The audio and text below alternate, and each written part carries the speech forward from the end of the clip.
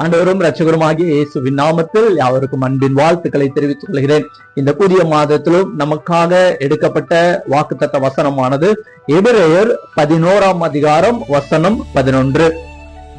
விசுவாசத்தினாலே சாராலும் வாக்குத்தத்தம் பண்ணினவர் உண்மையுள்ளவர் என்றெண்ணி கர்ப்பந்தரிக்க பலனடைந்து வயது சென்றவளாயிருந்தும் பிள்ளை பெற்றாள்.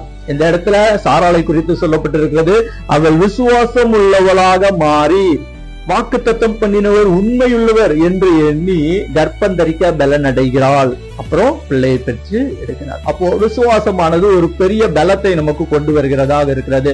நம்ம சோர்ந்து போயிருந்தோம் அப்படின்னா இந்த விசுவாசம் நமக்குள்ள ஒரு புதிய பலத்தை தந்து செய்யக்கூடாத ஒரு காரியத்தை என்ன பண்ணும், செய்ய வைக்கும். ஏன்னா அவளுக்கு பிள்ளை பெற்று எடுப்பதற்கான அந்த வயதை தாண்டி விட்டது, அந்த பலன் எல்லாம் இல்லாம போகிறது.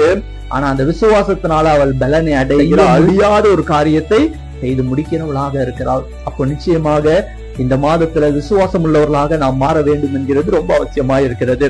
அதே போல இந்த சாராளை குறித்து ஆதியாகமம் 18ஆம் அதிகாரத்துல வாசிக்கும் பொழுது ஒரு 3 புருஷர்கள் ஆபிரகாமிடத்துல வருகிறாங்க. அவங்க ஆபிரகாம்கிட்ட பேசி முடித்த பிறகு உன் மனைவியாகிய சாராள் எங்கே அப்படின்னு கேட்கிறாங்க.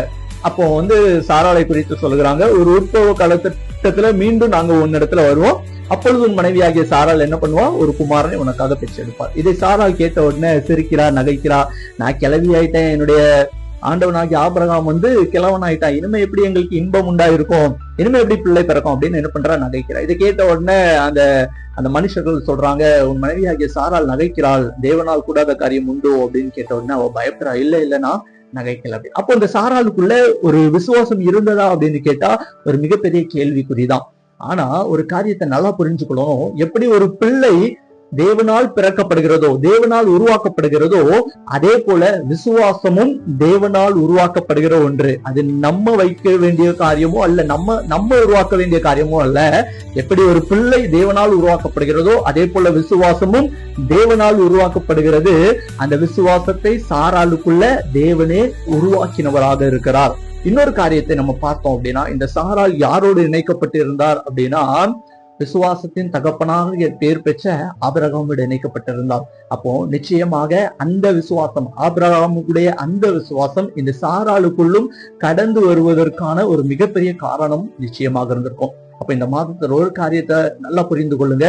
நம்ம ஆலயத்திற்கு போகிற காரியமா இருந்தாலும், நம்ம ஐக்கியமாக இருந்தாலும், யாரோட இருக்கிறோம், நல்ல விசுவாச மனிதர்களோட, ஊழியர்களோட நல்ல பழகி இந்த விசுவாசத்துல நம்ம பலப்பட வேண்டும் என்று ரொம்ப ஆசைப்படுங்க. நிச்சயமாகவே விசுவாசமானது ஒரு மிகப்பெரிய பலத்தை நமக்குள்ளாக உருவாக்கும். நம்மால் கூடாத காரியம் அப்படின்னு நம்ம எண்ணியிருப்போம் பாருங்க, அதை நிச்சயமாய் செய்து முடிக்கக்கூடிய பலத்தை அந்த விசுவாசமானது தரும். வாக்குத்தத்தம் பண்ணினவர் உண்மையுள்ளவர் என்று எண்ணி அந்த சாராள் கர்ப்பந்தரிக்க பலனை அடைந்து பிள்ளை பெற்றும் எடுக்கிறார். அதே போலதான் இந்த மாதத்திலும் தேவன் நம் ஒவ்வொருவருக்கும் விசேஷித்த பலனை கொடுக்க வேண்டும் என்று நீங்க வாஞ்சியுங்க. ஆண்டவருடைய வார்த்தையை கேளுங்க, ஆலயத்திற்கு போங்க, ஐக்கியமாக இருங்க, ஜெபம் செய்யுங்க, தேவ மனிதர்களோடு நல்ல உறவை வைத்துக் கொள்ளுங்க. உங்களுக்குள்ள ஒரு மிகப்பெரிய விசுவாசத்தை தேவனே உருவாக்க முடியும். அந்த விசுவாசத்தை நிமித்தம் ஒரு மிகப்பெரிய பலனை நீங்கள் பெற்றுக் கொள்வீர்கள். தேவனுடைய வாக்குத்தத்தத்தை இந்த ஆண்டு, இந்த மாதத்துல உங்க வாழ்க்கையில நிறைவேறுவதை நீங்கள் காண்பீர்கள். நம்ம ஒரு சிறிய ஜெபத்தை செய்யலாம். அன்புள்ள ஆண்டவரே, இந்த நேரத்திலும் இந்த மாதம் முழுவதிலும் ஆண்டவரே உம்மை நோக்கி பார்த்து கொண்டிருக்கிற ஒவ்வொரு பிள்ளைகளுக்காக நாங்கள் வேண்டிக் கொள்கிறோம். ஆண்டவரே, விசுவாசமானது ஒரு மிகப்பெரிய பலத்தை எங்களுக்குள்ளாக கொண்டு வருகிறதா இருக்கிறது ஆண்டவர் அப்பா. அந்த பலத்தை ஆண்டவரே நீங்க ஒவ்வொருவருக்கும் கொடுங்க ஆண்டவரே அப்பா. முடியாத காரியங்கள் எல்லாவற்றையும் நீர் முடித்து கொடுக்கும்படிக்காக நாங்கள் வேண்டிக் கொள்ளுகிறோம் ஆண்டவரே.